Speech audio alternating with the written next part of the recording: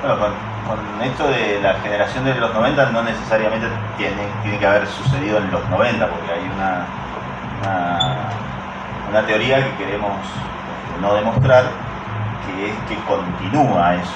Eso tuvo una continuación o tuvo también su concreción, ¿no?, en libros después de terminados los años 90 concretos, ¿no?, también, y su correlación en las letras y más que nada en la poesía que se escribió desde Mendoza. Tampoco queremos hacer una cuestión centralista, porque sabemos que hay 2 o 3 ciudades que son en el país como grandes lugares, consideramos focos que irradian esto de la cultura y de la poesía, como son, bueno, como le dicen ahora, Cava, Bahía Blanca y Rosario, tienen como una preeminencia tanto en la acumulación de ese capital cultural, ¿no?, como en las posibilidades de concreción, de publicaciones, de difusión. Bueno, y acá en Mendoza, al oeste de toda de esos lugares, tal vez en menor medida, tal vez con una repercusión más acotada o menos considerada, bueno, también ha existido, ¿no? No sé, Pablo, si quieres añadir algo. No, bueno, primero me parece que cuando hablamos de los 90 hablamos de un combo muy amplio. O sea, los 90 es, bueno, los últimos meses, este año ha sido como una especie de, una vuelta nostálgica hacia los 90, pero también bastante sospechosa, a mi entender. O sea, los 90 me parece que trasciende la vuelta por otros medios de Ocupas. Me parece que hablar de los 90 es hablar de una década larga, ¿no? Eric Hobsbawm en la historia del siglo XX plantea que existen siglos largos y siglos cortos, ¿sí? Por ejemplo, el siglo XX, un siglo corto que empieza en 1914 y termina en 1989, si uno lo piensa desde esa óptica, o sea, no llega a 100 años. Llevado a una década, se podría decir que por ahí la década del 90 no son 10 años, son un poco más, o sea, de 1989 a 2001, si uno lo ficha, ¿no? Y yo hipotetizo un poquito más, yo creo que se prolonga un poco más la década. Me parece que no hay un límite, digamos, temporal para la década propiamente dicha de los 90, más allá de los discursos que se hagan en función a los 90 para articularse en el presente, ¿no?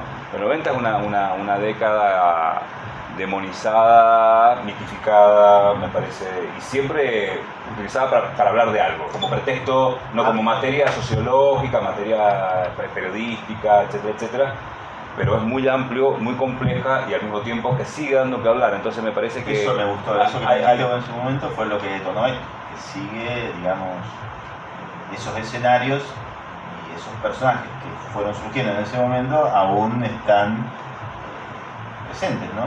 Sí, la pregunta es por qué. Claro, entonces ahí nos iríamos a un lado que no es... Que es el que tenemos que ir. Claro. Bien, ¿por qué los 90? O sea, ¿qué fue los 90? Porque creo que hay cada 90 para cada uno de nosotros. O sea, los que nacimos en la década del 70, de alguna manera configuramos los 90 de distintas maneras. El primer lustro de los 90 no es lo mismo que el segundo lustro de los 90. O sea, yo pertenezco más bien a la segunda etapa, más bien 2001, 2000... Si bien soy del 79, me toca ese ángulo, ¿bien? Y recién ahora estoy teniendo una especie de perspectiva para ver los 90, de hecho. O sea, un poco charlando con Claudio, bueno, ¿qué vamos a hacer? ¿Por qué esto ahora? ¿No? ¿Por qué los 90 ahora?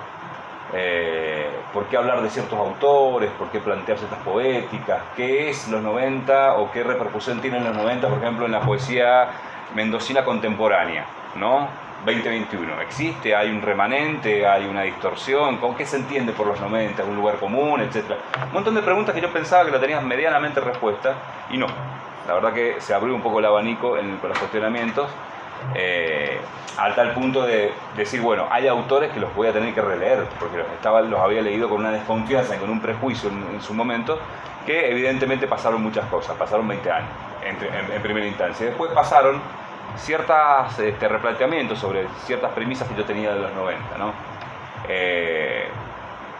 Por eso decía que cada uno de nosotros tiene como su capítulo de los 90. Los 90 me parece como una especie de película colectiva, una especie de imaginario que cada quien va armando, ¿bien? Y tiene su versión, y esa versión, esa síntesis se puede transformar en algo pesadillesco o algo no pesadillesco.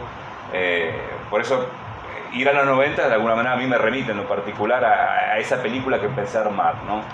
Y en función de esa película que empecé a armar, bueno, ¿cómo la veo ahora? A veces me parece una película que he hecho este proceso de pasar del fílmico al digital, lo cual me parece una imagen bastante extraña, no sé si les pasa cuando han visto imágenes de películas viejas pasadas al digital. Hay una especie de artificio, ¿no? Y la veo así, o sea, por ahí me gustaba el granulado de los VHS, no sé, sin caer en ese lugar común que todo tiempo pasado fue mejor, porque de hecho hay algo que me pasa, que yo no soy para nada nostálgico de los 90, o sea, de hecho... esto está fuera de la nostalgia. Los noventólogos me revientan, o sea, digamos, creo que abrieron un nicho de mercado para explotarlo, pero la verdad que no va por el ejercicio de la nostalgia. Porque de hecho tampoco considero que los 90 son algo que ha cerrado. O sea, no tengo nostalgia de algo que está de que ya... No, porque es justamente por eso que estamos acá. Hay esto que vos decís, hacia eso vamos, yo lo entiendo como lo sociológico, ¿viste? Que estamos esquivando, pero porque nosotros estamos en otro campo, estamos en un campo literario. Pero evidentemente la sociología ha ido avanzando sobre lo literario y ha ido imponiendo sus modos de lectura. Y tal vez, injustamente a los 90, la sociología, o cierta sociología a partir del kirchnerismo sobre todo, ha denostado, ¿no? Esa resignificación que fue ganar el espacio público en los 90. Porque en los 80 el espacio público aún estaba, yo lo recuerdo, soy un poco más grande, yo ya tenía 20 años en los 90, y recuerdo que, excepto que estuvieses afiliado a algún partido, no ibas a la calle por ir. Y lo más cerca que vimos fue, lo que vimos nacer ahí políticamente fue a Hijos, por ejemplo. Se resignificó todo ese espacio, se ganó ese espacio, y algunas poéticas lo mostraron, ¿no? Mostraron también esas ruinas que fueron quedando luego de lo que fue todos los años de la dictadura y bueno, los años 80, que digamos no fueron unos años muy felices, sobre todo en los últimos años, que trajeron ya este avance de una miseria y de un neoliberalismo que nosotros ni conocíamos en ese momento. Yo acá he anotado así algunas cosas como por ejemplo que esto que les comentaba, de que se señala habitualmente que la literatura o la poesía de esa época carece de contenido social y político, porque ya se cambiaron los modos y los sujetos en la escritura que había en los 60 y en los 70. Ya no se podía ya seguir con esos modelos del compañero, la compañera, el hombro a hombro. Habían pasado muchas cosas, había habido muerte, traición, desaparecidos, se convivía todavía con gente que había tenido que ver con todos estos procesos, y fueron ciertos poetas y poetas los que fueron redescubriendo eso, ¿no? Por eso digo que se aporta, en ese momento esas poesías, esa literatura aportó experiencias de lo inmediato, ya no se estaba buscando un futuro de un ideal político, estaba totalmente despolitizado, estaba todo en ruinas. Sí, sobre todo digamos, la poesía, las poéticas de los primeros 5 años de los 90, se plantean una especie de desapego político, que es lógico, dadas las circunstancias también, y también una cuestión de, me parece que es el punto nodal de la poesía de los 90, esta idea de solemnizar, ¿no? la poesía, ¿no? No sé si me acuerdo de Montaña Rusa, el poema de Parra, durante 60 años la poesía fue el reino del tonto solemne. Tal cual, tal cual. De alguna manera la poesía de los 90 viene a plantear esto, o sea, a ver, esta solemnidad, esta cuestión del destino oracular del poeta, esta idea de un destino manifiesto en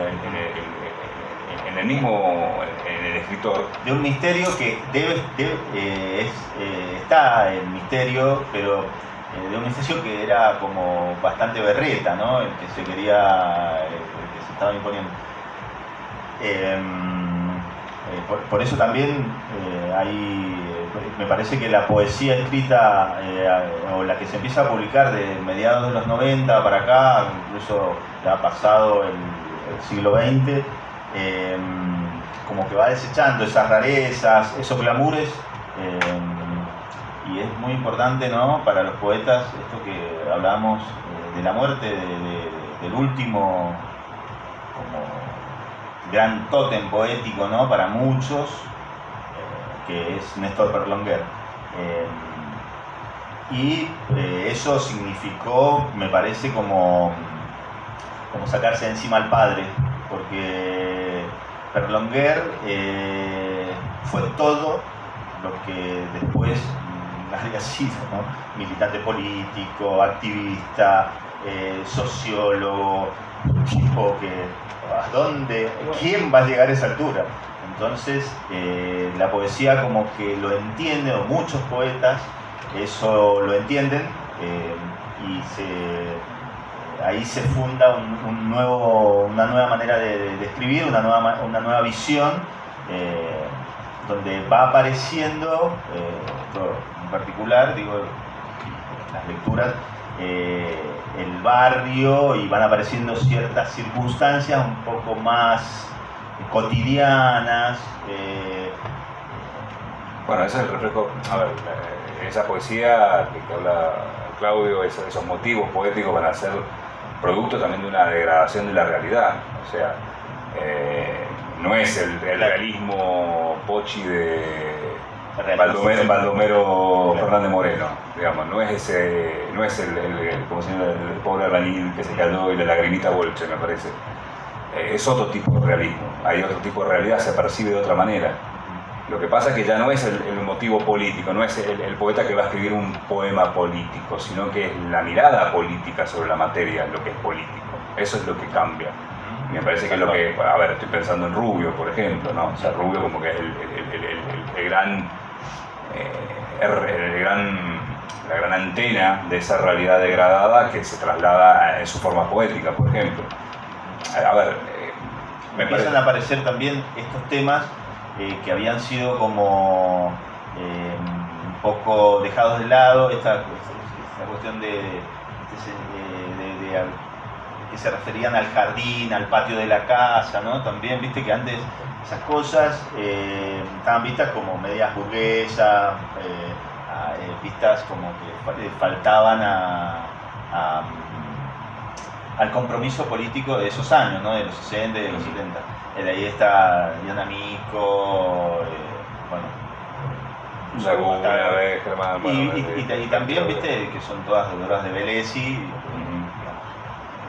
Hay toda hay nuevos poetas que van acomodándose dentro de ese universo, ¿no?, como el poeta o la poeta que hay que seguir o leer, ¿no? Claro, y esto dirán por qué estamos hablando de poesía de Buenos Aires, porque estamos hablando tal vez porque la forma que nosotros tuvimos de acceder a esa poesía, digamos, lo primero que leímos fueron estos autores, o sea, de alguna manera nos llegaban a cuentagota, ¿sí? Algunos compañeros poetas que están acá saben que acceder a libros en esa época era muy complejo, teníamos un delay, una especie de retraso de por lo menos 5 años, Entonces los libros te llegaban y esos libros, esas poéticas no te eran ajenas. Vos salías a tu casa y mirabas y veías eso.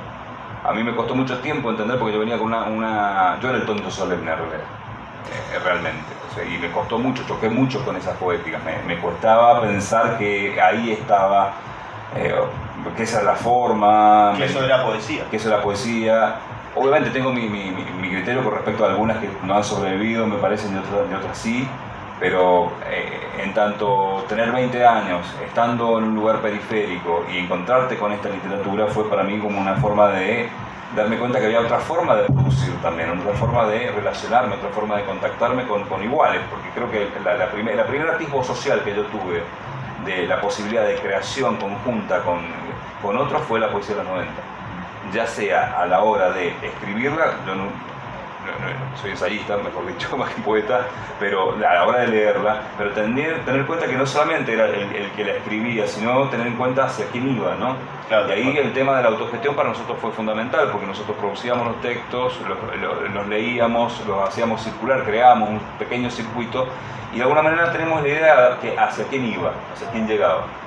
Y de alguna manera se fue armando eso. Y a mí me sirvió en lo personal, perdón por ser biográfico, porque me parece que no puedo dejar de hablar de los 90 sin ser biográfico. Me parece que la necesidad de pararse hoy para hablar de la otra parte de esta necesidad biográfica. Que también es una experiencia, ¿no? Que es la experiencia, exacto. O sea, la poética es la experiencia. Para mí es fundamental esto. La experiencia como lector, cómo te vas formando como lector, que vas, cómo decantás como lector, porque podés haber leído a autores extranjeros en una traducción, pero cuando ya empezás a buscar autores argentinos o que escriban en tu misma lengua, las referencias son autores de esas ciudades que nombré primero, también hay cordobeses, y bueno, y acá en Mendoza también yo tuve la suerte de conocer algunas personas que escribían y la verdad con bastante talento y con mucha actitud para la poesía, ¿no? Algunos se truncaron, otros continuaron, algunos se diversificaron, hicieron otro tipo de actividad, pero sin duda la lectura en el idioma original de poesía es algo importantísimo. Es lo que yo he tenido como experiencia, porque las traducciones por ahí son un poco amañadas y bueno, dentro de esos autores está un montón de tanto de mujeres como de hombres que hemos leído, y acá en la ciudad de Mendoza fuimos también aprendiendo a esto de lo que se conoce como autogestión, ¿no? Que no tenía ni nombre en ese momento, lo hacemos nosotros. ¿Viste? Es que todavía no tiene nada. Claro, no, porque se empezó a decir autogestión, ¿viste? Como parecía una cosa de supermercado. Pero o cierta metáfora digestiva. Claro, o cierta metáfora digestiva. Nosotros éramos como los cazadores pobres también, a lo que salía le tirábamos. Entonces, y seguimos haciéndolo, pero digamos un poco más lento. Pero en esos momentos fuimos aprendiendo a no solo editar el libro, escribir poemas o cuentos o narraciones, sino también a eso editarlo, publicarlo y distribuirlo. Y nos llevó a conocer programas, organizar ferias, socializar el espacio. El espacio acá en Mendoza era bastante adverso, y no sé si lo sigue siendo, para ese tipo de experiencias, sobre todo con la literatura, ¿no? O lo que venga de la literatura. Tal vez otras artes tienen un poco más de llegada, son más... no necesitan estar mediando con el texto y entenderlo o no entenderlo. Uno ve una pintura y te gusta o no te gusta, ves una banda y te gusta o no te gusta y te vas con el texto, por ahí tenés que hacer como una otra vuelta, ¿no? Y eso también ha sido lo que hemos aprendido en estos tiempos, y sobre todo en esos momentos que eran de bastante desaliento a finales del siglo XX, en este lugar, y a veces juntándonos, haciendo pequeñas... Frente a una realidad adversa, digamos. Eso también me parece que es el saldo de los 90 que al menos se podría empezar a hacer. O sea, no todo fue una noche negra, ¿entendés? No todo claro, fue, sino que te dio herramientas de construcción, herramientas de resistencia esas ediciones totalmente enriquecieron la poesía argentina. Muchos de los que están, viste, ahora con publicaciones o que tienen una crítica académica, comenzaron así, haciendo publicaciones autogestivas, fundando su editorial, digamos, eso me parece lo más positivo. Por eso es que hablábamos esto del relato, ¿no?, que se quiso imponer acerca de que los 90 era un desastre, ¿no? Que no. Sí, fue un desastre, pero de eso algo arrancó que todavía continúa. Bueno, pero tampoco todo es tan monológico, o sea, no es en un solo lado. O sea, ¿a quién dice que fue un desastre también? Claro. La construcción posterior, o sea, todo el relato, digamos, el otro, por eso estamos viendo relato también. Hay un juego de espejo en estos relatos. La construcción de que los 90 fue la despolitización absoluta, el nihilismo absoluto, en realidad tampoco fue nada así. O sea, hubo momentos, hubo sectores, hubo lugares, pero hubo núcleos de resistencia también. O sea, que empalmaron con formas de resistencia anteriores también, porque nadie inventa nada también. No, por supuesto, no. Pero, digamos, ese relato te hace ver a los 90 de ese lugar, ¿no?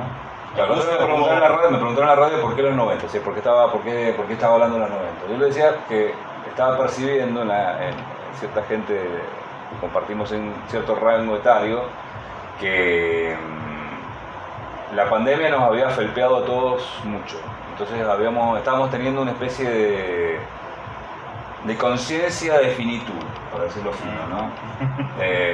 Que estamos volviendo al pasado, volviendo a un pasado que tal vez que nos parecía bello, ¿no? Y ese básicamente fue la juventud de muchos también, entonces por eso estamos como evocándolo, ¿no? Me parece que al menos la poesía de los 90, la literatura de los 90, matizo literatura de poesía, pero para hablar de lo que veníamos hablando de la poesía, es ese espacio de libertad. Es un espacio de libertad, de construcción, un espacio de también decir, bueno, ¿por qué no? Cuando todo el discurso generalizado era que las utopías habían muerto, la utopía de creer en que vos, desde un lugar periférico, podías darte el lujo de escribir, ¿no? O como muchos de los compañeros de camada y decían que no siguieron estudiando, por ejemplo, académicamente, pero siguieron escribiendo sin la anuencia de la academia. Bien, hacer eso ya para mí fue una utopía cumplida de alguna manera, ¿no? O sea, para mí una generación, como se pila, una secuencia disruptiva de escrituras y de modos que se van envejeciendo con uno, ¿viste? Entonces esa generación también es la que que a mí me sirvió y en última instancia que planteó esa posibilidad de libertad en un medio que fue adverso y que sigue siendo adverso. ¿Sí? Entonces me parece... Hoy por hoy estamos nada más 30 años después o 20 años después, pero igual sigue faltando editoras, lugares para distribuir libros. Digamos. Los 90 siguen siendo totalmente... No se terminó de consolidar eso. A ver, hay una cuestión, hay un hueco, todos sabemos, festival de poesía y todo lo demás, pero a ver, si hacemos lo que hemos trabajado acá y venimos trabajando, nos damos cuenta del destrato, nos damos cuenta de esa incapacidad de poder percibirnos, o a la vez la negación sistemática, no importa las gestiones, ¿sí? Que ha habido con el trabajo de las autogestiones, de los distintos grupos, de las distintas intentonas, de los distintos trabajos, que ha sido realmente trabajo, que al día de hoy sigue ninguneado. Tiene que ver mucho con las características, no sé si de muchos de los que participamos de ese momento. Ninguno de nosotros llegó un recambio también, hay otra gente, claro, de agite, todo eso. Sí, pero perdóname, pero de esa generación, si yo te digo, porque yo no tengo problema de decir, bueno, ¿qué es una generación? Para mí una generación es un conjunto de gente que leíamos en un determinado momento, y en los 90 existen varias generaciones, varios grupos. Bien, a mí, por una cuestión de estómago, hay cosas, hay literaturas, hay autores locales que no los leo, los leí en un momento para investigarlos, pero la verdad que ya no me interesan. Si yo te tengo que decir que lo que fue la poesía de los 90, fue determinados lectores, determinados poetas que estaban ahí y que produjeron y siguieron trabajando. Y desde un lugar muy particular en la percepción de la realidad. Y que siguen siendo invisibilizados por varias razones. O sea, a ver, ninguno construyó una carrerita, digamos, ninguno construyó una carrerita en periodismo, digamos. Que pudiera haber visualizado, che, esto, bueno, acá. O sea, que pudiera haber cortado la imagen más devastadora, no es la más devastadora, hay muchas imágenes devastadoras, la autogestión es, pero acumular la cantidad de gacetillas que nunca salieron. Los cajoneos sistemáticos de eventos, que para quien estaba ahí no importaba, pero para quienes veníamos armando era importante, ¿sí? O sea, sigue siendo un lugar que todavía a eso no lo considera trabajo, a eso no lo considera literatura, porque todavía sigue uno, si se pone a ver, digamos, no en afán de comparar producciones contemporáneas inmediatas a lo que se hizo en los 90, porque, insisto, no es un viaje nostálgico. Vos ves recurrencias, vos ves que hay gente que siguió trabajando con la misma línea, ¿no? Por ahí profundizando y cambiando, obviamente, porque cambian ciertas funciones generacionales, pero al mismo tiempo volvemos otra vez al pantano del tonto solemne. O sea, que volvemos otra vez a esa literatura rancia que sigue pensando con un imaginario provinciano que se estanca, que no ha tenido soluciones formales tampoco. El costumbrismo. O sea, digamos, porque la poesía de los 90, vallense, porteña, más allá de los tópicos, de los temas que podrán gustarte o no gustarte, no sé, la cancha de pádel, los cables rotos, el camino negro, pero lo importante no solamente son los temas, sino las soluciones formales a la poesía. ¿Entendés? Sí. Es eso. Vos ves y lo comparás con un montón de producciones actuales y sigue la misma, sigue estancada. Parecería que se saltó de la generación de los periodistas de la mesita de luz al presente, obviando experiencias intermedias como si no existieran. 10 años, 12 años de creación de revistas. Hay un libro que traje acá que es Poesía Argentina, 2 miradas, Gustavo Sonana, Marta Castellino. Bien, este libro quiere hacer una especie de paneo desde la academia, lo cual sabemos que, bueno, tiene esa condición de producción en la academia, no ni bueno ni malo. Pero me llama la atención un error que hay acá, que es un pie de página.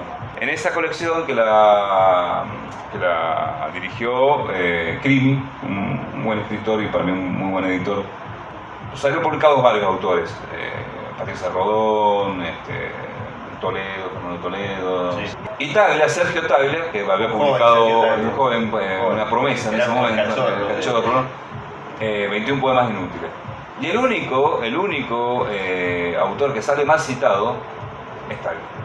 Uno dirá que es casi una cuestión de obsesiva, pero es metafórico. Sí. Es metafórico, es la imagen de lo que se ha hecho con las producciones de muchos autoras y autores de Mendoza, de una generación, en los lugares de poder. Por características de los grupos de pertenencia a los que yo estaba, digamos que la beta lumpen fue la que primó, ¿no? Y como decía Néstor Sánchez, para ser lumpen hay que tener carácter, hay que decidir cosas que no siempre son buenas para tu propia conveniencia, pero que a la larga van quedando. Y tal vez eso hizo que se estancaran un montón de obras, que hay un montón de textos que todavía no se publican, que siguen moviéndose en la cajita. Que no tienen salida porque tampoco no hay editores. No hay editores. No hay editores. Hay entonces un trabajo... Esto me pareció significativo, ¿no? Que el único, digamos, que puede decir que tuvo una producción muy parecida y siendo bastante raro dentro, porque no lo pondría medio a Tagle muy en los 90 en realidad, sale macetado, ¿no? Y así en esa errata y en ese error me parece que es una metáfora de mucho de lo que ha sido del trato de que lo sigue haciendo actualmente. O sea, a ver, ustedes hoy acá nosotros teníamos que estar en otra sala, ¿no? Y este destrato de que, bueno, está bien, mejor, nosotros no pensábamos que iba a haber otra cosa. De hecho, nosotros estamos acostumbrados a esto, no tenemos problema. Esto es una intemperie, o sea, y está bien. Una de las cosas que nos enseñó en los 90 fue eso también. O sea que creo que para sobrevivir en este espanto, ¿no? Hay que reírse un poco de esto, ¿no? Reírse y cuando puedas pegar el puntapié con el boxeo, como debe ser. Pero, digamos, esta situación no es nueva para nosotros tampoco. Digamos, estar y no estar, y esta tensión también un poco contradictoria, todo hay que decirlo, porque nosotros estamos acá en una situación contradictoria. Y bueno, hay que vivir con esta contradicción, estar en el Estado, estar en un Estado como este, hablando de esto en nombre de otras personas que no están también, por lo cual esto, y si yo abrí la charla diciendo que esto es una memoria colectiva, esto se tiene que construir en algún momento, ¿no? Un poco para, como decía Fuego, escribirnos y no que nos escriban, claro, ese es el tema, ese también es el tema. Me parece que bueno, los 90 plantean esto. Los textos, lamentablemente, muchos de los textos, al menos de la literatura mendocina, quedaron estancados, fueron tiradas muy cortas. Acá Claudio con sus proyectos de Carbónico publicó muchos autores y autoras, fueron tiradas muy cortas por las mismas condiciones de pero tiradas cortas que, viste, el jeite en ese momento era hacer 50, venderlos y hacer 50 más. Hoy se trabaja igual desde un montón de lugares. Eran tiradas cortas porque yo no me daba para hacer más libros, lo hacía yo, qué sé yo, con estas manitos.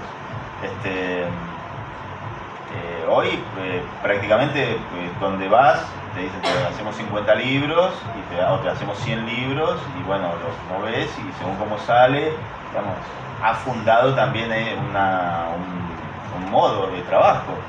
Es como te decía, el colofón en algunas obras, en algún momento, pasó a ser en algunas editoriales independientes como un pequeño chiste, hasta que se empezó a institucionalizar el colofón, el chiste del colofón o la manera de escribir un colofón que fuera gracioso.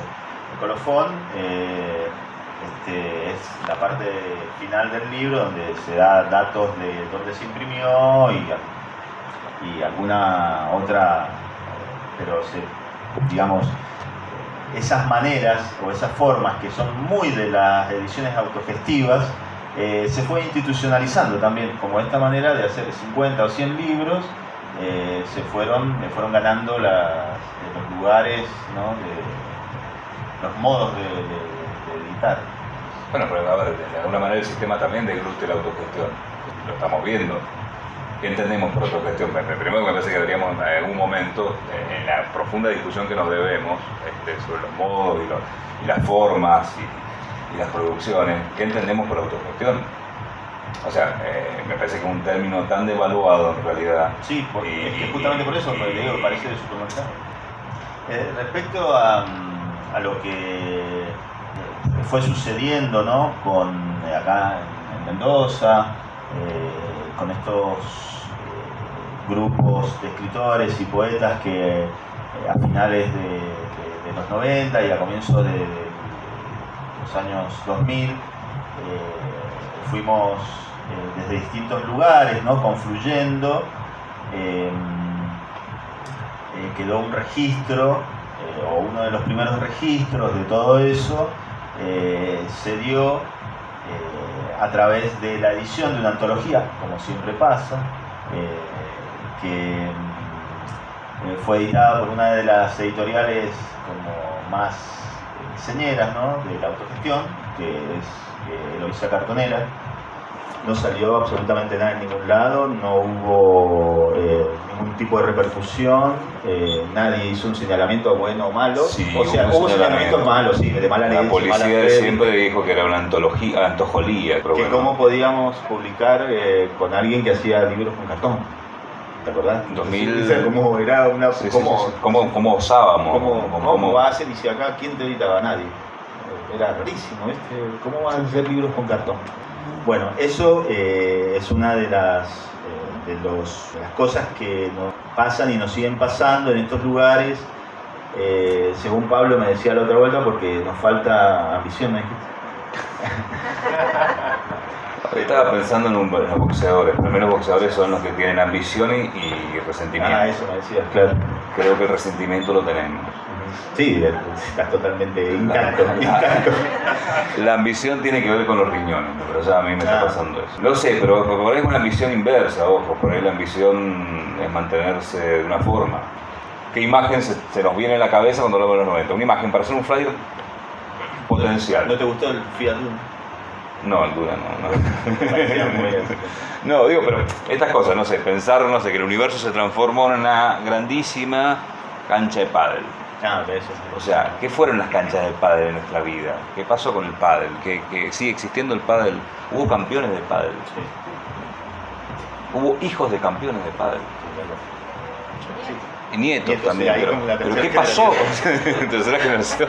¿Pero qué pasó? Cosas que pasaron. Te vino en Parripollo, basta. Patio Cervecero. Tal vez la óptica noventosa sería captar ese cambio, ese cómo va cambiando la ciudad, porque en realidad, a ver, nosotros fuimos testigos de esta transformación de la ciudad, de un crecimiento brutal en gran medida, siguiendo con un núcleo muy pueblerino, pero sin embargo hacia las este radio que se transformaron en los lugares, el centro del universo. De ahí era el centro, no era el centro era el centro del barrial, la esquina, y esa esquina como posibilidad también de visión, ¿no? Como que aglutinó muchas interpretaciones, es esto del barrio, que a veces para algunos el barrio puede ser la cuadra directamente.